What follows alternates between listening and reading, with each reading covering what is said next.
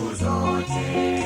Mlangoni pake alikaa maskini Lazaro, alitamani kushibishwa kwa makombo ya chakula nyumbani kwa tajiri. Lazaro alipokufa, malaika wakamchukua mbinguni mpaka kifuani pake baba Ibrahimu kufarijiwa. Yule tajiri naye akafa akazikwa. Mle kuzimuni alianza kuteswa, akayainua macho yake akamwona Ibrahimu Kwa mbali na Lazaro kifuani mwake. akalia akasema, Baba Ibrahimu, nihurumie, umtume Lazaro achoke.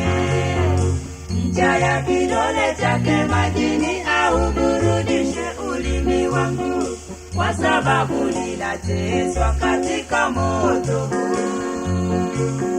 Msaada haukuwezekana, msaada haukuwezekana, kwa sababu alikuwa amekwisha chelewa. Msaada haukuwezekana, msaada haukuwezekana, kwa sababu alikuwa amekwisha chelewa. Chunguza maisha yako baba, Chunguza matendo yako ndugu, yasifanane na matendo ya yule tajiri. kutenda mema, Ukiwa bado ungali hai, mbinguni utalipwa sawa na matendo yako.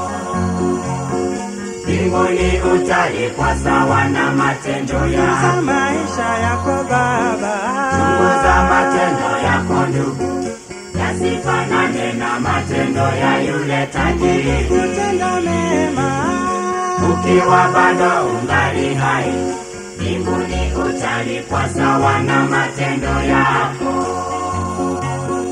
Mbinguni utalipwa sawa na matendo yako.